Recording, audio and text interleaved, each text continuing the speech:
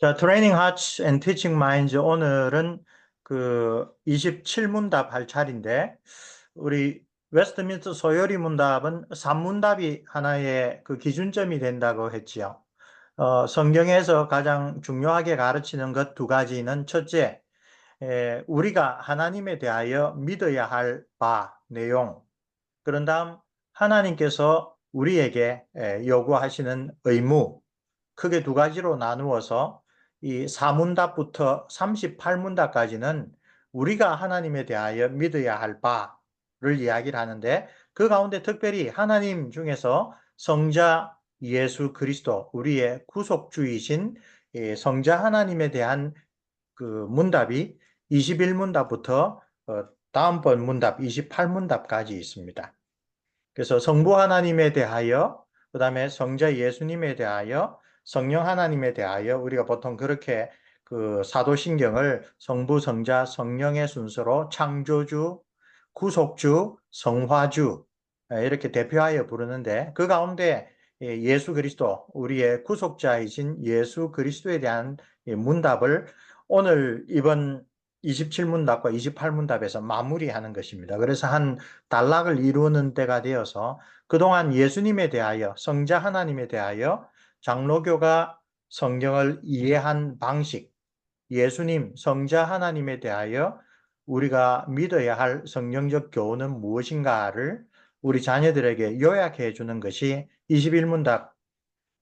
인간의 타락으로 죄와 비참에 빠졌는데 거기에서 건져주시기 위하여 하나님이 우리에게 주신 구속자는 예수 그리스도시다.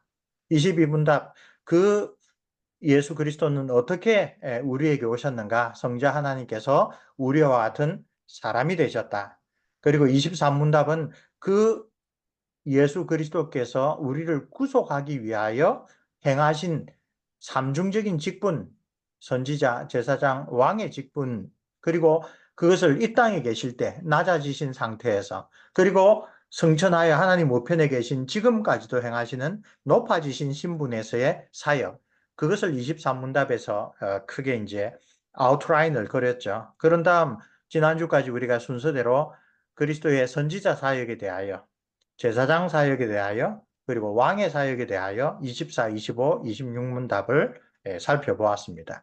그리고 이 삼중 직분을 땅에 계신 동안, 즉 낮아지신 신분에서 어떻게 행했는가가 오늘 묵상할 27문답이고, 그 다음에 다음 문답이 그리스도께서 높아지신 신분, 부활, 승천, 하나님 우편에 앉으심, 사도신경에는 그렇게 고백되는 내용, 그리고 다시 오셔서 심판하실 것까지가 높아지신 신분에서 하는 내용인데, 하는 내용은 앞에 말한 그 세 가지 사역입니다. 그러니까 예수 그리스도에 대하여 성경이 가르치는 훨씬 더 풍성한 내용이 있지만, 장로교에서는 자녀들에게 예수님은 이런 분이다라고 가르칠 때 아주 핵심적으로 가르치는 것이 삼중직분, 그리고 그 삼중직분을 옛날 이 땅에 계셨을 때 뿐만 아니라 지금 하나님 우편에서도 행하신다. 그 내용을 중심으로 소개하고 있는 것을 보게 됩니다. 자, 27문답의 문답과 월요일의 그 묵상 내용입니다. 27, 28문답은 우리의 구속자이신 성자 예수 그리스도에 관하여 우리가 알아야 할 바를 가르치는 이 단락의 마무리를 이룹니다. 중보자로서, 즉 죄와 비참으로부터 우리를 구속하여서 하나님과 화해시키는 그런 소명을 가진 분으로서 그리스도는 선지자, 제사장, 왕의 삼중직분을 우선 낮아지신 신분에서, 그리고 계속하여 높아지신 신분에서 행하십니다. 이 27, 28 두 문답은 바로 그 두 가지 상태가 무엇인지를 설명해 줍니다. 27문답은 그리스도의 낮아지심을 사도신경의 순서대로 따라 설명하자면 성육신으로부터 음부에 내려가심, 십자가에 달려 죽으시고 장사되시고, 그런 다음에 우리 한글 번역에는 음부에 내려가셨다라는 말이 보통 빠져있는 번역이 많이 있습니다. 그러나 영문으로 된 그 찬송가 옆에 비교를 보면 He descended into hell 이라고 지옥에 내려가셨다라는 것이 들어가 있습니다. 우리 한국 교회사를 보면 그 장로교 쪽은 이 사도신경을 번역하여 가르칠 때 음부에 내려가셨다란 말을 항상 끼워 넣어서 고백했습니다.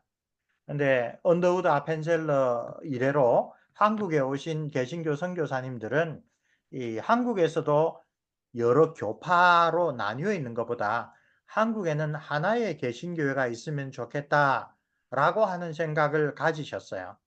그래서 한 두 차례 넘게 장로교와 감리교가 연합하는 운동을 벌였습니다. 이게 보통 장감 통합 정책이라고 이야기를 합니다. 그런 와중에서 감리교는 특별히 그리스도께서 장사 지내시고 그 다음에 지옥에 내려가셨다라는 구절을 감리교는 주로 뺐습니다. 장로교는 넣었습니다. 근데 장로교, 감리교 통합운동의 그 여러 시도 결과 어느 때부턴가 이 지옥에 내려가신다라는 표현이 한국의 개신교 사도신경에 빠져버렸습니다. 또 한 가지 신학적인 이유를 들자면 천주교에서는 연옥을 이야기를 합니다. 그래서 예수님께서 지옥에 내려가셨다라는 그 표현을 봐라, 예수님께서 부활하시기 전에 연옥에 가셔서 거기에 있는 영혼들을 해방시키셨다. 그래서 성경이 가르치지 않는 연옥설을 뒷받침하는 구절로 이 사도신경의 그 구절을 이용을 해서 이 개신교는 아하, 예수께서 장사 지낸 다음에 사흘 동안 무덤에 계시는 동안 지옥에 내려가셨다라는 그 표현이 신학적으로 오해를 불러 일으킬 수 있으므로 또 빼버리는데 찬성을 했던 겁니다. 그러나 사도신경의 오랜 번역들 보고 하면 예수님께서 정말 사흘 동안 가짜로 죽어 있는 상태, 가사 상태가 아니라 확실하게 죽음의 영역에 내려가셨다라는 그 표현으로 우리 종교개혁의 개혁파 전통은 그 구절을 포함시켜서 해석하는 경우가 많습니다. 칼빈의 기독교 강요도 마찬가지이고요. 그래서 사도신경의 순서를 다루자면 성육신, 즉 거룩하시고 부요하신 성자 하나님께서 우리와 같은 사람이 되셨다. 이것이 낮아지심의 첫걸음이라고 생각을 하고 십자가에 죽으시고 장사되시고 엄부에 내려가셨다까지가 낮아지심의 그 신분을 말하는 것으로 이야기를 합니다. 그래서 성자 하나님께서 사람이 되셔서 세상에 오신 것, 그것도 가난한 집에 태어나신 것, 또 인간의 조건을 하나님이신데 피조물의 조건으로 내려오신 것. 그래서 하나님이 사람에게 지키라고 주신 모세의 율법을 예수님도 다 지키셔야 했던 것. 그리고 이 세상에 비참한 여러 가지 일들을 겪으신 것. 예수님도 굶주리시기도 하셨다. 그런 표현도 하셨죠. 그리고 뭐 어떤 열심 있는 사람들이 주님께서 어디에 가시든 내가 따라가겠습니다 라고 하니까 인자는 머리 둘 곳도 없다. 그 편안하게 누워 잘 곳도 없다. 그런 표현을 하신 것들 있죠. 그래서 이생에 비참한 일들을 겪으신 것, 그리고 결정적으로 사람이 되신 목적 중에 하나가 아주 중요한 그 사역이 인류 모두에 대한 하나님의 진노를 친히 담당하시고 십자가에서 죽음이라는 형벌, 그 저주를 받으신 것, 장사되고 사흘 동안 죽음의 권세 아래에 있었던 것, 예수님의 공생의 가운데 이 내용을 낮아지신 신분이라고 이제 장로교회 소요리 문답은 아주 잘 요약하여 가르치는 것입니다. 오늘 그 월요일 묵상의 본문은 빌립보서 2장이죠. 빌립보서 2장의 이 구절은 신약 학자들이 사도 바울 시절에 이미 교회에서 불렀던 그리스도를 찬미하는 초대교회 찬송가다라고 해석하는 사람이 많습니다. 너희 안에 이 마음을 품으라. 곧 그리스도 예수의 마음이니 라고 시작하는 이 유명한 구절은 하나님의 구속 계획, Plan of Salvation이라고 하죠. 창세기는 태초에 하나님이 천지를 창조하시니라 라고 시작하지만 구약 성경의 곳곳에서 신약 성경의 여러 중요한 단락에서 하나님이 처음 천지를 창조하실 때부터 이 모든 구원의 일을 성부, 성자, 성령, 삼위 하나님 사이에 다 그 경륜으로 준비하셨다. 그래서 우리 소요리 문답에서 하나님의 작정이 무엇입니까? 라는 제목으로 질문으로 이미 다루었던 내용입니다. 그것이 바로 Plan of Salvation과 관련됩니다. 성삼위 하나님의 구속의 계획에 따라 우리를 구원하기 위한 그리스도의 낮아지심과 높아지심을 찬양합니다. 그리고 하나님의 형상을 온전히 보여주신 참사람 그리스도를 본받을 것을 모든 그리스도인에게 권면합니다. 너희 안에 이 마음을 품으라. 곧 그리스도 예수의 마음이니. 그리고 그 대표적인 것이 본래 아주 지극히 높은 분인데 우리를 구원하기 위하여 하나님의 사랑을 증거하기 위하여 종의 형태를 취하셨다. 하나님으로서의 모든 합당히 누릴 자격, 권리를 스스로 내려놓으셨다. 자기를 비우셨다. 이제 그 유명한 말씀을 하고 있습니다. 바로 그것이 낮아지심, 그리스도의 낮아지심이 가지고 있는 놀라운 신비이고 우리에게 심오한 겸손과 순종을 요청하는 그런 하나님의 모범인 것을 보여줍니다. 화요일 묵상은 이사야 구약의 이사야 40장으로 갑니다. 그리스도의 낮아지심을 올바르게 이해하려면 사람이 되시기 이전에 성자 하나님께서 얼마나 청량할 수 없을 정도로 위대하신 분이고 부유하신 분이고 또 모든 피조물과 구별되는 창조주이신가를 먼저 알아야 될 필요가 있습니다. 이사야 40장은 야훼 하나님의 지극히 뛰어나심을 선포하는 선지자의 노래입니다. 그 어떤 피조물이라고 할지라도 창조주 하나님의 탁월하신 위엄에 비할 바가 없다는 사실을 잘 강조하고 있습니다. 성자 하나님은 그런 창조주의 영광과 위대하심을 스스로 제한하여 피조물과 같은 창조주로서는 그 제약받지 받을 수가 없고 부족이라고 하는 것을 느낄 필요가 없는 그 상태에서 스스로 우리와 같은 피조물의 제약을 받아들이셨다. 그것은 우리를 구원하기 위한 하나님의 사랑이 얼마나 놀랍고 진지한 것인지를 깨우쳐 줍니다. 그래서 빌립보서의 사도 바울이 그리스도 예수의 마음을 품으라고 이야기를 하죠. 우리의 죄와 그 결과를 해결하기 위하여 창조주께서 피조물과 같은 처지로 스스로 내려오셨다. 수요일은 시편 95편으로 동일한 이야기를 합니다. 왕이신 나의 하나님, 왕이신 하나님을 찬양하는 시편입니다.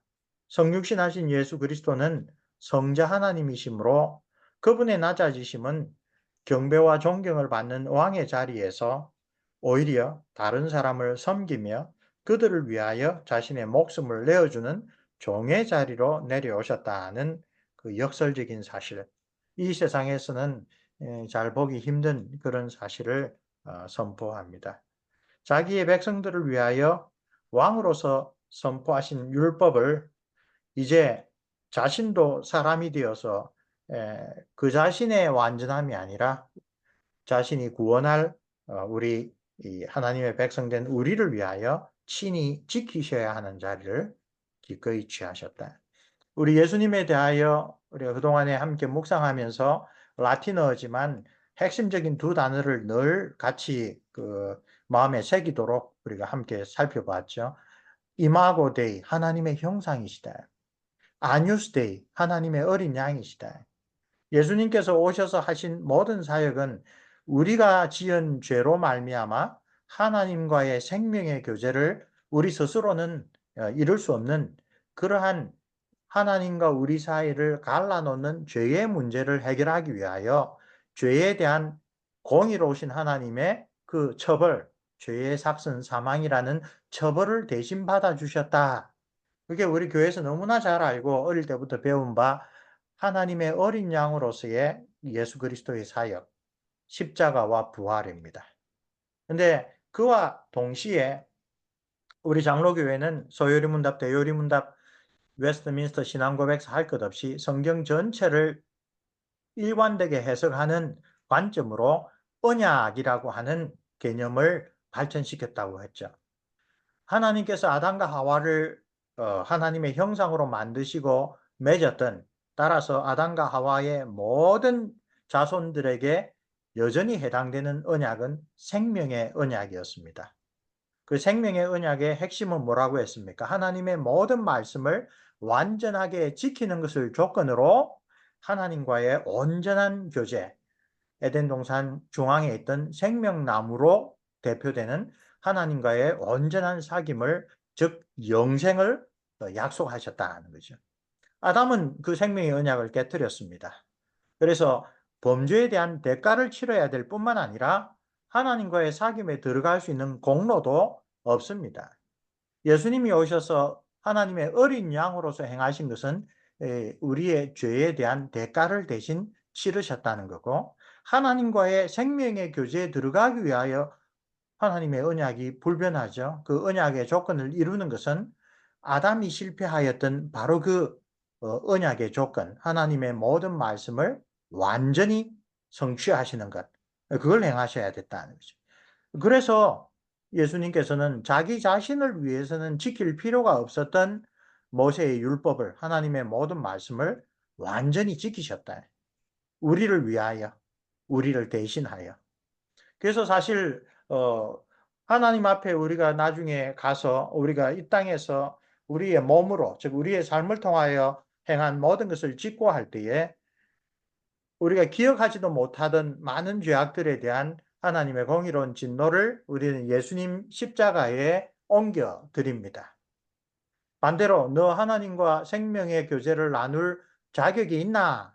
그런 언약을 너희들이 지켰느냐 할 때도 우리가 교회를 몇십 년 다니고 직분자로서 또 성도로서 아무리 많은 일을 했다고 하더라도 하나님의 모든 말씀을 완전히 지키는 사람은 한 사람도 없습니다. 그때 하나님 앞에서 우리가 내세울 그 명분은 딱 하나입니다. 예수 그리스도께서 우리를 대신하여, 우리 모두를 대표하여 하나님과의 그 생명의 언약을 다 지켰었습니다. 그래서 예수님의 순종의 열매가 우리에게로 전가됩니다. 이게 이제 10월 달이면 종교개혁 기념 주일이 있고 특강을 또 이번에도 할 텐데, 마틴 루터 선생이 한 이야기입니다. 그리스도와 교회는 영적인 부부 관계고, 부부 관계는 모든 좋은 것을 함께 나누는데 그리스도와의 관계는 아주 복된 교환이 일어나는 그런 신령한 관계이다.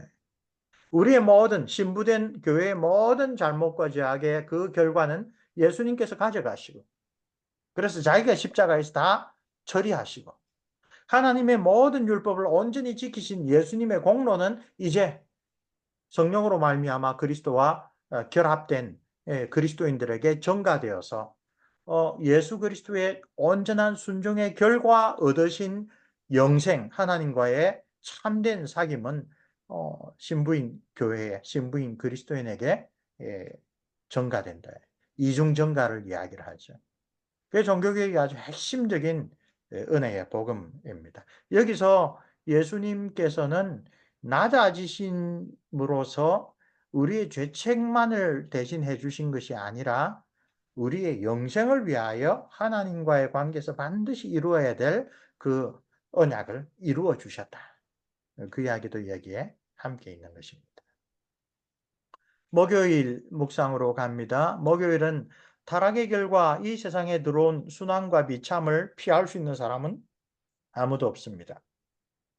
굶주림, 목마름, 고통, 고독, 슬픔 등 완전한 생명에 미치지 못하는 것들은 모두 다 죄와 타락의 결과 이 세상에 들어온 것입니다. 그건 하나님의 선한 창조의 일부가 아니었고 하나님께 대하여 불순종한 결과로 들어온 온전한 창조의 왜곡 현상입니다.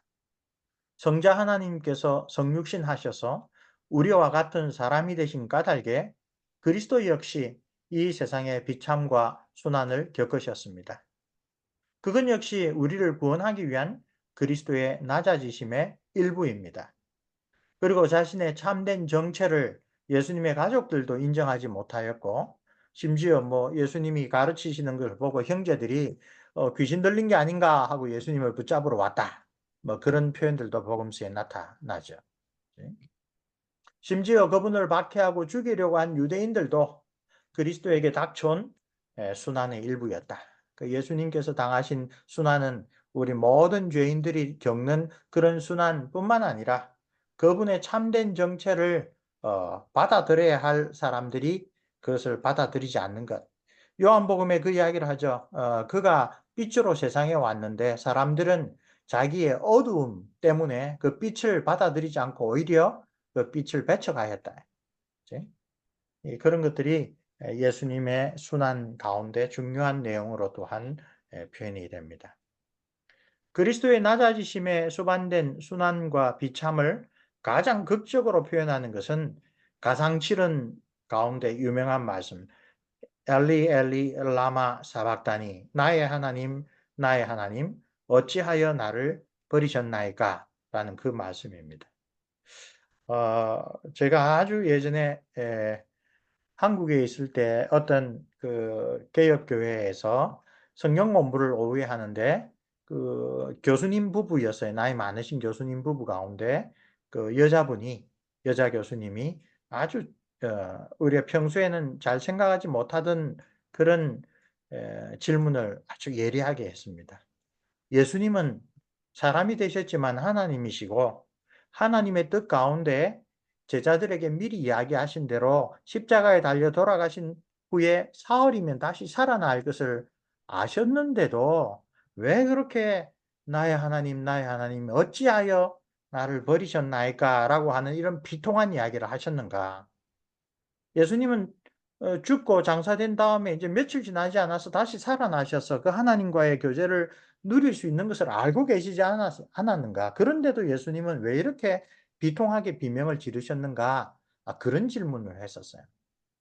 그리고 그 질문에 대한 대답이 우리 아이들에게 가르치는 이 Training Hearts, Teaching Minds에 잘 또 해명이 되어 있는 것을 우리가 보게 됩니다. 금요일의 묵상이죠. 영원하신 성자 하나님으로서 그리스도는 성부 하나님과의 생명의 교제에서 단 한순간도 단절된 적이 없다. 거룩하신 삼위 하나님과의 교제는 그 무엇도 깨트릴 수 없는 완전한 사귐이기 때문이다.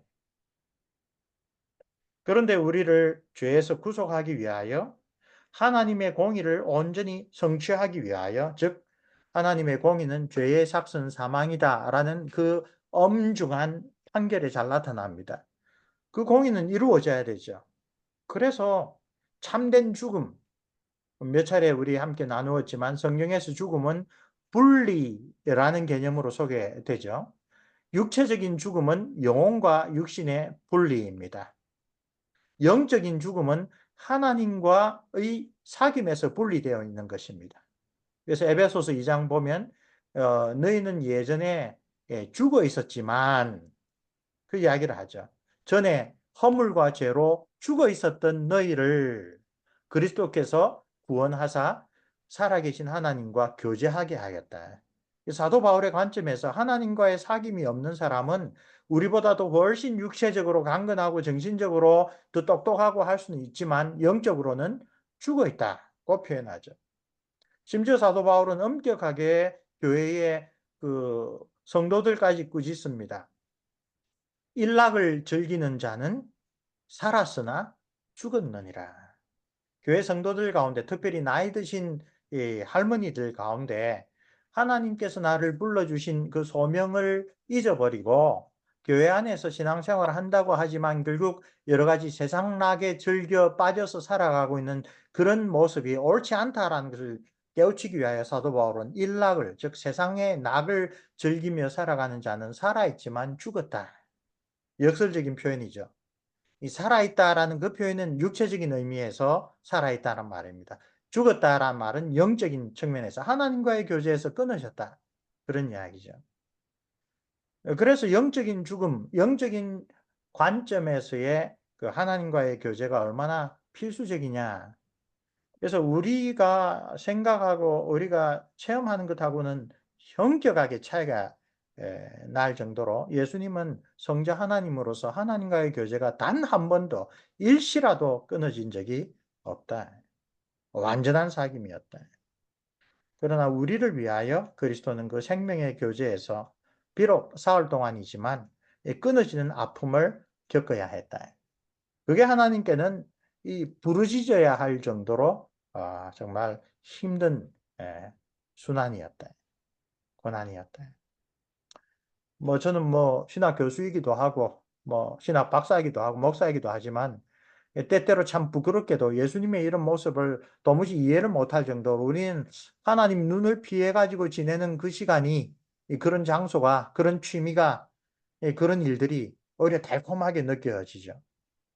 그런데 예수님은 잠시 동안이라도 성부 하나님과의 참된 생명의 교제에서 끊어지는 것이 비통하게 부르짖을 정도로 힘들고 어려운 아픔이었다는 것이죠.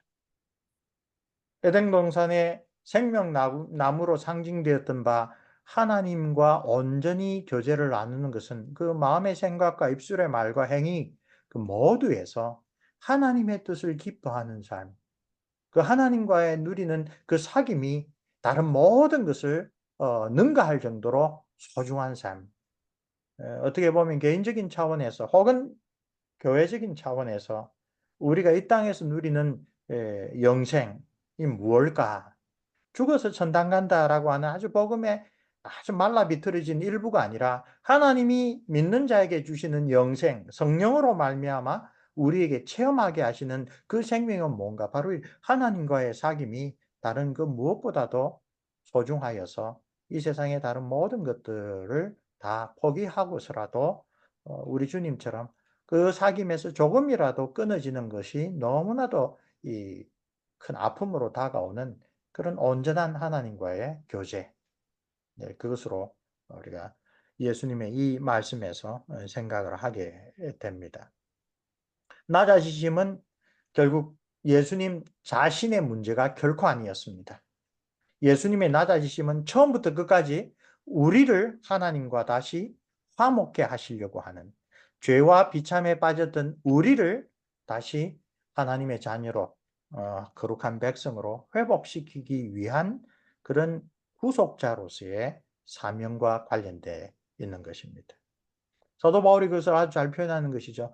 그 세상 누구보다도 더 부요하신 하나님께서, 그리스도 예수께서 가난하고 정말 비참한 우리를 하나님과의 사귐에서 부요하게 만드시기 위하여 스스로 가난해지셨다.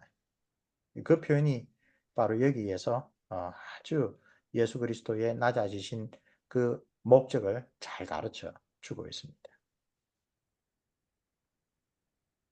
토요일 묵상입니다. 그리스도는 그 신성에 따르면 영원하시며 죽음과 전혀 관계가 없으신 분이십니다. 하나님 되심에서 이 초대 교부들은 역설적으로 전지전능하신 하나님이지만 하지 못하는 게 있다.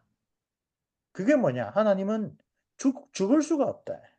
하나님은 거짓말을 하실 수가 없다. 하나님은 한 번 하나님 앞에 죄를 지은 자를 그 공의의 법칙을 따라서 처벌하지 않고 그냥 괜찮다라고 넘어가실 수가 없다. 하나님의 거룩한 성품에 따라서 하나님은 존재하시고 활동하시기 때문에 역설적으로 하나님이 할 수 없는 것 중에 하나가 하나님은 죽으실 수가 없다. 생명의 근원이신 하나님과 죽음은 본래 서로 관련되어 있는 것이 아니다. 성육신하여 우리와 같은 참 사람이 되신 그리스도는 원죄도 없으시고 자범죄도 없으신 분이므로 역시 죽음의 저주를 받을 이유가 전혀 없습니다. 그러므로 그리스도의 십자가 죽음은 그 자신의 죄책 때문이 아니라 우리들의 죄책을 대신 지기 위한 대속의 죽음입니다. 사도 바울은 다메섹에서 부활하신 예수님을 만난 다음에, 그래서 하나님의 은혜로 회심한 다음에 나사렛 예수께서 저주의 죽음, 곧 나무에 달려 죽음으로써 하나님의 저주를 받은 것은 죄인인 우리를 위한 것이라는 진리를 깨달았습니다. 그래서 우리는 십자가 하면 십자라고 하는 표식을 중요하게 여기지만 갈라디아 3장 13절에서 바울이 주목한 것은 나무에 달렸다는 거죠. 신명기에 나무에 달린 자마다 하나님의 저주를 받은 자다라는 그 말씀을 온전히 이루시기 위하여 예수님께서 십자 형태가 뭐 X자로 되어 있든지 T자로 되어 있든지 더하기 자로 되어 있든지 그 십자라는 형태가 아니라 나무에 달리셨다라고 하는 것을 강조하죠. 즉 우리가 받아야 될 하나님의 진노와 저주를 우리 대신 받으셨다. 원래 받으실 이유가 전혀 없으신 분인데. 사흘 동안 죽음의 권세 아래에 있었던 것은 중요한 의미를 가지고 있습니다. 우선 나사렛 예수의 죽음은 많은 사람들이 한 사흘 정도 실제로는 안 죽었는데 가사 상태에 빠져 있다가 나타난 거다. 그런 여러 가지 이론들, 반론들이 나온 것은 죽은 자 가운데서 다시 살아났다라는 이야기를 18세기, 19세기 유럽 사람들은 절대로 믿을 수가 없기 때문에 그런 이야기를 했죠. 그렇게 예수님이 참으로 죽은 것이 아니라 가사 상태에 빠졌다라고 그렇게 주장하는 이 사람들은 예수님이 지금도 살아계신다라는 것은 결코 믿지 않죠. 결국 예수님도 역사 가운데 사라졌다라고 생각을 하죠.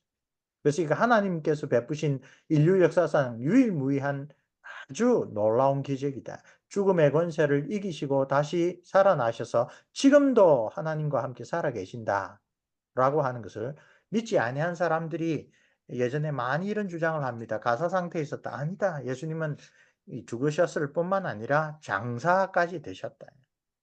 그리스도는 확실히 사흘 동안 영혼과 육체가 분리된 죽음을 경험하였다. 사도신경은 바로 그것을 음부에 내려가셨다라는 구절로 표현합니다. 그리스도는 죄인인 우리를 대속하기 위하여 참으로 죽음의 권세에 자신을 내어주셨으며 사흘 동안은 예수님의 몸은 어디에 있었습니까? 아리마대 요셉이 만들어 놓은 한 번도 다른 사람이 쓰지 않은 무덤에 나사렛 예수의 시신이 안치되어 있었습니다. 성자 하나님으로서의 신성은 어디 있었습니까? 우리 앞에 나왔듯이 하나님의 신성에 따르면 중보자이신 예수 그리스도는 결코 죽음을 겪지 아니하십니다. 하나님의 신성은 예수님께서 무덤에 계셨던 사흘 동안에도 무소부지하십니다. 그렇죠? 그러면 예수님이 참으로 죽었다고 할 때 인간에 있어서 육체와 영혼이 분리된 것이죠. 그 영혼은 어디 있었습니까?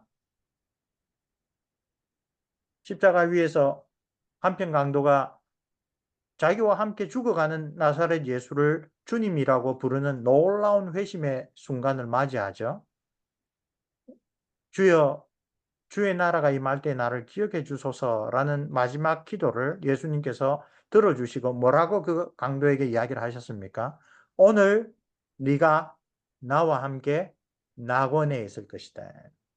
그 낙원이라고 하는 말의 헬라 원어는 죽은 자들이 가는 곳이라는 것입니다.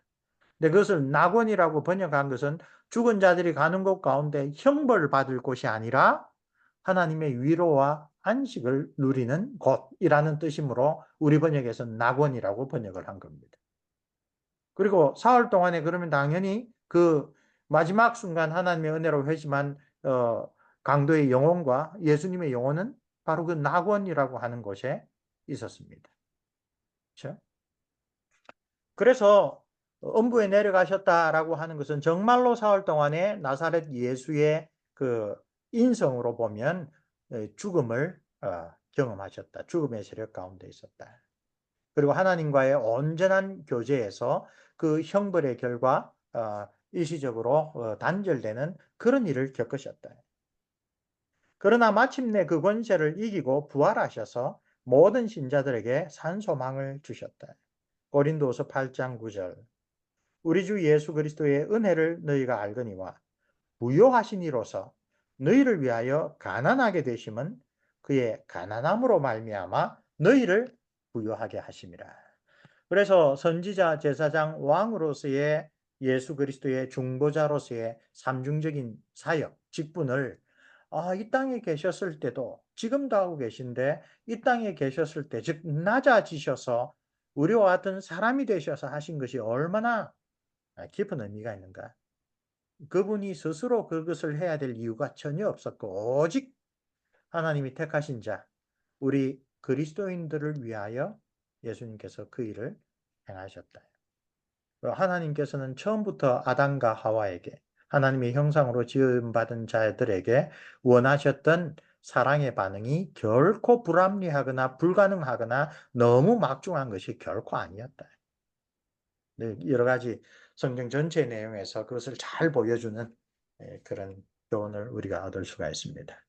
자, 오늘 말씀하신 바로 그 책 가운데 일부를 좀 소개를 합니다. 교리문답으로 배우는 장로교 신앙 중에 나무에 달리셨다. 갈라디아 3장 13절, 그리고 사도 바울이 신명기 21장 22절에서 23절의 교훈을 인용하죠. 사울, 곧 회심 이전에 바울과 같은 바리새인들은 나사렛 예수가 결국 십자가에 달려 죽으셨다는 사실이 그를 메시아가 아니라고 불신하는 중요한 근거였습니다. 하나님의 저주를 받아 나무에 달려 죽은 자를 어떻게 메시아로 인정할 수 있겠는가? 그래서 사울이 회심하기 전에 아주 열렬하게 이 그리스도를, 나사렛 예수를 하나님의 메시아 그리스도라고 인정하는 자들은 죽어 마땅하다라고 열렬하게 박해했던 이유도 이것입니다. 하나님의 저주를 받아 죽은 자를 메시아로 말한다? 그거는 신성모독이다. 그런 사고방식이었던 겁니다. 그러나 율법의 전문가라는 이들은 하나님의 종이 이 땅에 오셔서 행하실 가장 중요한 사역에 관한 이사야 선지자의 예언을 전혀 이해하지 못하고 있었습니다. 이사야 53장, 유명한 이 고난받는 하나님의 종에 관한 그 예언이죠. 우리를 위하여 저주가 되신 분만이 참된 메시아. 네? 그가 그 상처를 받음으로 우리가 나음을 입었다. 그가 상함은 우리의 죄악을 인하며 그 구절이 무엇을 가리키고 있는지를 제대로 깨닫지 못하고 있었다. 왜냐하면 이런 사울과 같은 바리새인들의 관점과는 정반대로 이사야 53장은 우리를 위하여 저주가 되신 분만이 참된 메시아라고 선포하기 때문입니다. 메시아로 오신 분이 하나님께 저주를 받아 죽는 것은 반드시 일어나야 할 우리의 구원을 위해서는 필수 불가결한 사건이다. 이사야 53장 11절.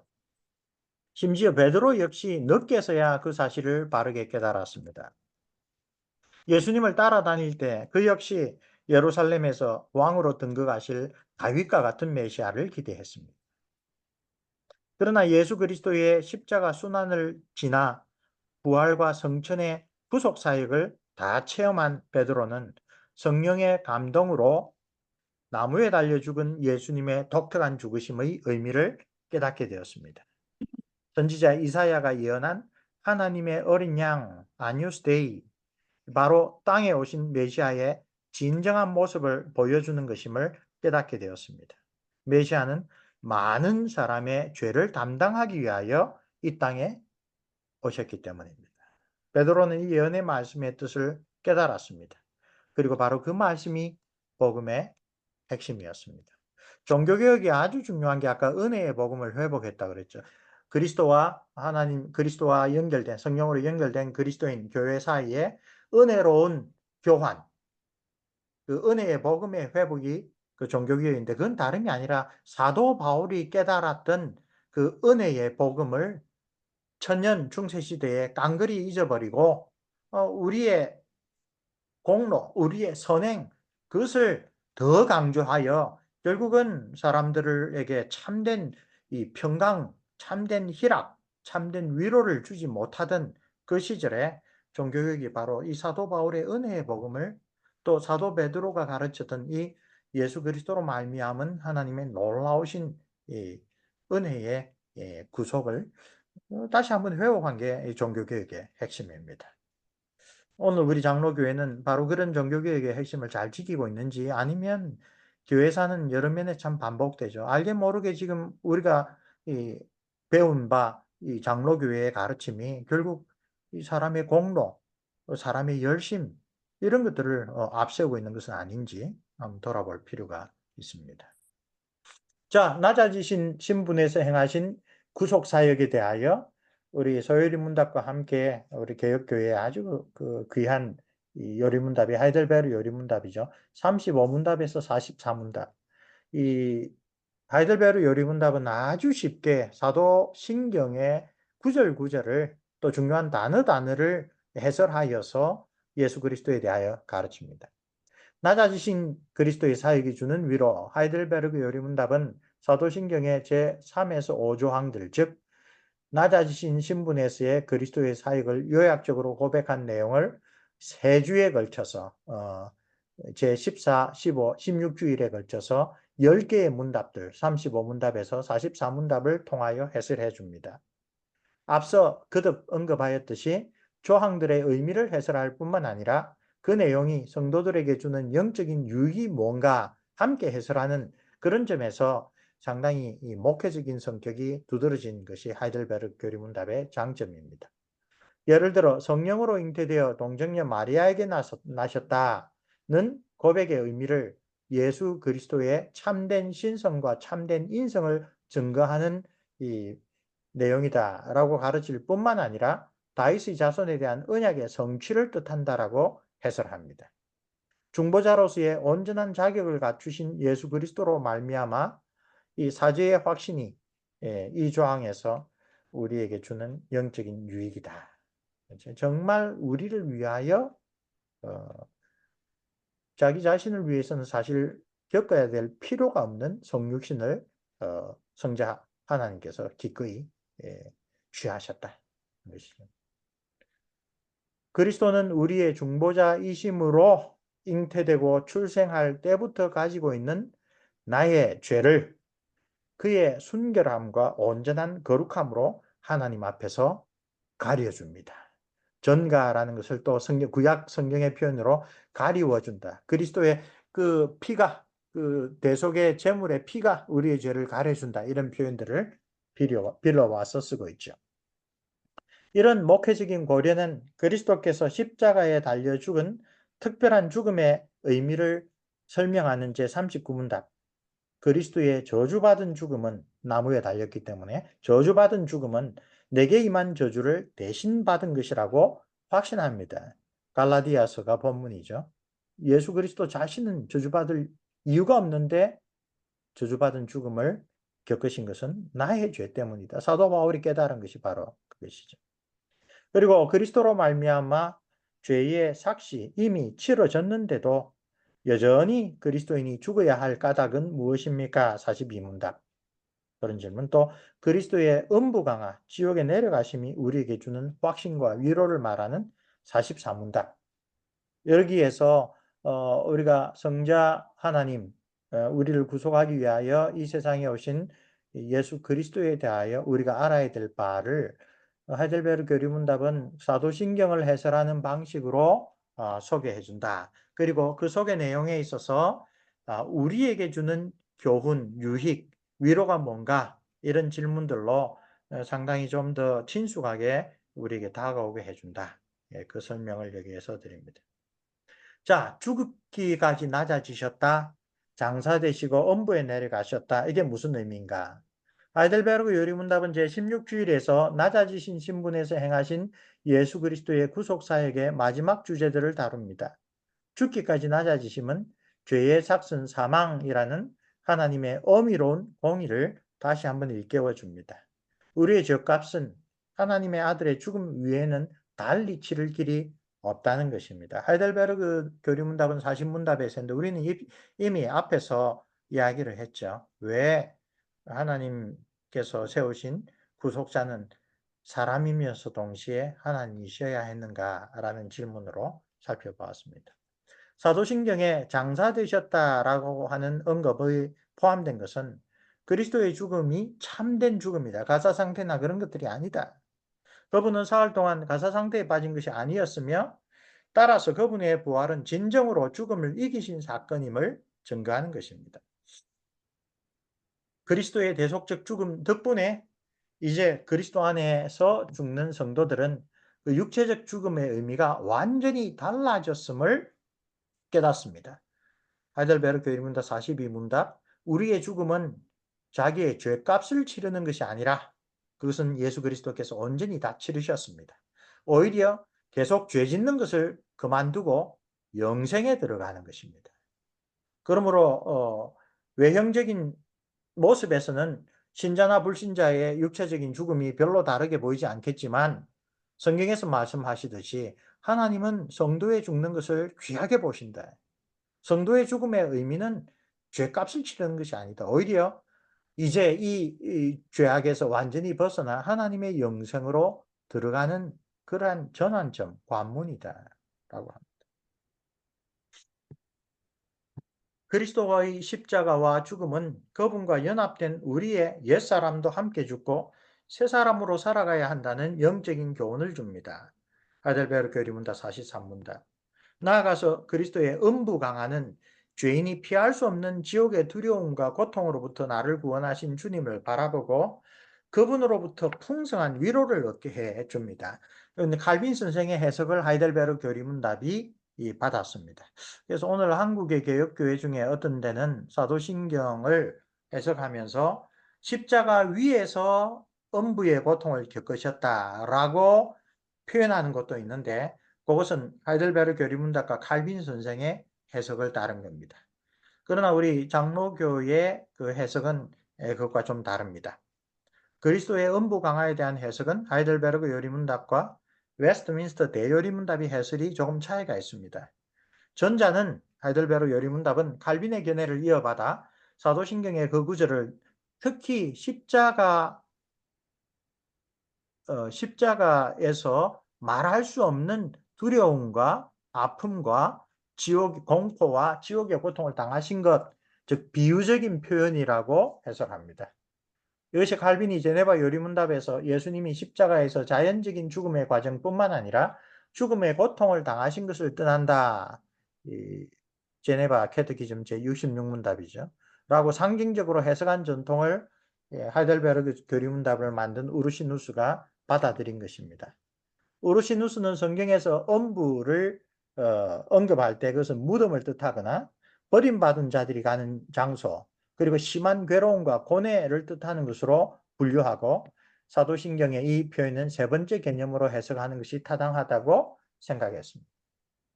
그러나 반면에 웨스트민스터 대요리문답은 그 구절을 상징적으로 해석하지 않고 사도신경의 흐름에 따라 문자적으로 이해합니다. 사도신경은 아주 요약된 표현이죠. 십자가에 죽으셨다, 장사되셨다, 사흘 동안 죽은 자의 상태와 사망의 권세 아래 있었다, 그리고 부활하셨다. 이건 순서를 말하지 갑자기 십자가에 달리시고 장사되신 다음에 음부에 내려가셨다는 게 다시 앞으로 가서 십자가 위의 고통이다. 그렇게 해석하는 것은 좀 그 내용이 틀린 것은 아니지만 그게 사도신경의 의도를 잘 반영했느냐? 사도신경의 그 짧고 요약된 그 표현 스타일을 보면 장사된 다음에 예수님께서 겪으신 것이 음부 강하라는 것입니다. 순서적으로. 따라서 사흘 동안 죽은 자의 상태와 사마의 권세 아래 있었던 것을 뜻하는 것이 음부에 내려가셨으며 라는 구절이다. 하이델베르그 웨스트민스터 대요리문답 제50문답은 바로 그렇게 해설합니다. 그리고 역사적인 관점에서 볼 때 하이델베르그 웨스트민스터 대요리문답의 견해를 뒷받침할 것들이 더 많이 있고 심지어 하이델베르그 교리문답을 오후마다 설교하는 개혁교회의 신학자들이 하이델베르그 요리문답의 그 음부 강화에 대한 상징적인 해석과 대요리문답의 해석이 꼭 내용상으로 상충되는 것은 아니다. 둘 다 받아들일 수 있다고 하면서 그러나 사도신경의 이 구절에서 연옥설을 주장하는 로마 가톨릭의 해석 혹은 그리스도께서 지옥으로 내려가셔서 마귀를 정복하고 지옥의 권세를 무찌르셨다는 루트파의 해석은 성경적인 그 뒷받침을 찾기가 힘들다라고 분명하게 거절합니다. 제가 유학 시절에 네덜란드 개혁교 신학교에서 가장 광범위하게 사용됐던 조직신학 책이 우리나라 말로 번역된 게 개혁교회 교의학이라는 겁니다. 그것을 저작하신 아플도른 신학교의 판 핸들은 교수님은 대요리 문답의 해석이 사실상 더 옳다라고 개혁교회 신학자이지만 하이델베르그 교리 문답의 지옥 강화에 대한 해석을 그렇게 그 역사적으로 썩 그 뒷받침이 많은 건 아니다. 오히려 대요리문답에서 사흘 동안 예수님이 죽음의 권세 아래 있었다, 죽음 상태 안에 있었다라고 해석하는 것이 더 바람직하다, 이렇게 받아들이고 있습니다. 자, 끝부분에 가서 조금 신학적인 이야기를 교재를 통하여 좀 보충을 했습니다. 다시 우리가 다음번에 높아지신 신분에 대하여 살펴보고 다음 주에 제가 동영상으로 올리겠습니다. 우리 소요리 문답 가운데 한 중요한 그 부분을 이제 다 마무리한 겁니다. 이 아이들에게 가르쳐야 하는 그런 기준에서 성자 예수 그리스도, 우리의 중보자에 대하여 우리는 무엇을 믿어야 합니까? 라는 질문에 대하여 우리 장로교회는 소유문답에서 예수님에 대하여 이렇게 믿어야 합니다. 라고 이야기를 합니다. 그분만이 유일한 구속자입니다. 구속자로서 그분은 참 하나님이시며 동시에 사람이 되셨습니다.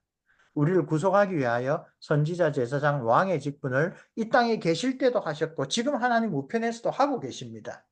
그 선지자 직분이란 이런 것입니다. 제사장, 왕의 직분은 각각 이런 것입니다. 그 내용이 예수 그리스도에 대하여 우리가 믿어야 할 바, 그 가운데 우리 자녀들에게 암송하게 하라라고 할 정도로 요약된 엑기스와 같은 내용이다. 라고 이제 하는 것이 이 소요리 문답의 구세주 예수 그리스도를 아는 지식 이 부분이라고 할 수가 있습니다.